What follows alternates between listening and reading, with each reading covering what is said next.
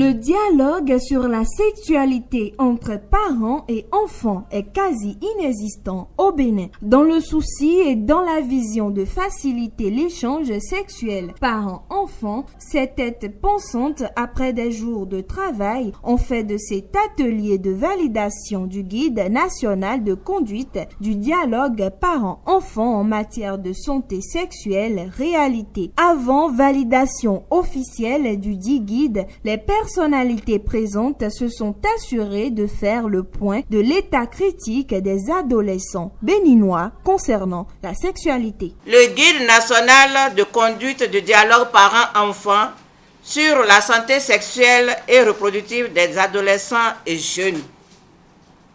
Compte tenu de la délicatesse qui le caractérise, ce document qui a fait l'objet d'une prévalidation le jeudi 3 mai 2018, d'un prétexte du 28 mai au 1er juin 2018, a été examiné depuis ce matin par l'ensemble des acteurs ici présents.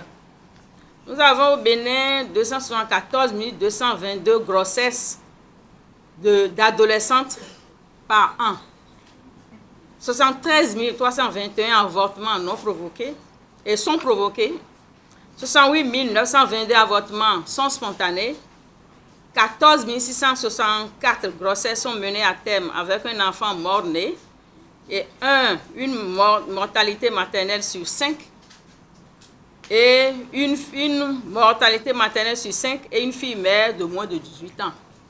Ce matin, nous avons lancé les résultats de l'enquête démographique de santé.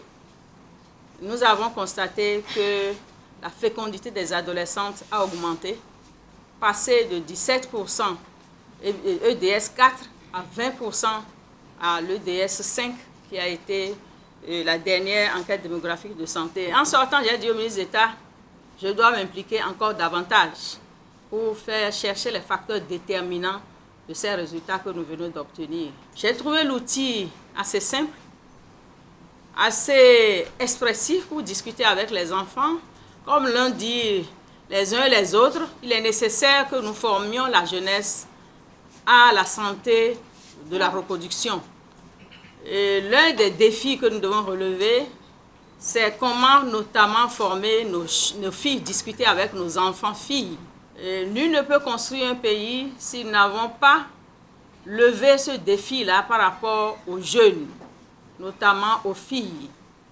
Parce que les filles sont une composante essentielle de la population pour la croissance économique. Et lorsque les filles vont aux relations sexuelles tôt, soit parce qu'elles ne sont pas informées, soit parce qu'elles sont mal informées, nous sommes tous responsables. Les problèmes de santé sexuelle et reproductive des adolescents persistent dans notre pays. En effet, selon l'enquête démographique et de santé réalisée par l'INSAE en 2013, déjà, 12% des garçons et 13% des filles ont leur premier rapport sexuel avant l'âge de 15 ans. Selon la même source, 20% des adolescentes ont leur première grossesse avant 20 ans. Ces statistiques ont évolué ces dernières années. Et c'est ça que vous avez écouté tantôt. Et le nombre de grossesses est devenu de plus en plus important. Des grossesses précoces et non désirées qui s'enregistrent dans le rang des adolescentes, dans nos établissements scolaires, publics, privés et dans les centres de formation professionnelle. La mauvaise interprétation de la notion de l'éducation sexuelle, les pesanteurs socio-culturelles et religieuses, la floraison des familles monoparentales, la gêne de certains parents à aborder ce sujet, même lorsqu'ils disposent des réponses justes et adaptées. Le projet d'élaboration d'un guide de conduite du dialogue parents-enfants en matière de santé sexuelle et reproductive est né d'un constat.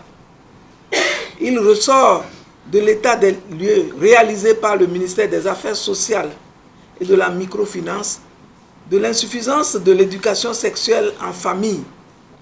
Je voudrais également inviter tous les acteurs ici présents à travailler pour une bonne vulgarisation de ce guide afin que chaque parent joue au mieux son rôle de premier responsable de l'éducation sexuelle de ses enfants et puisse l'assumer aisément.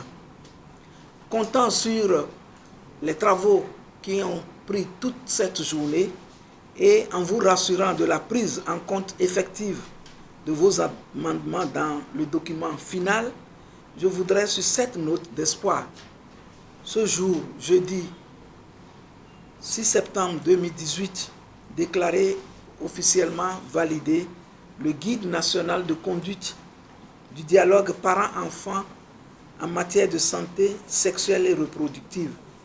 L'APESA, entendez Association pour l'éducation, la sexualité et la santé en Afrique, a appuyé cet événement, toujours dans l'optique de faire de l'éducation sexuelle une évidence.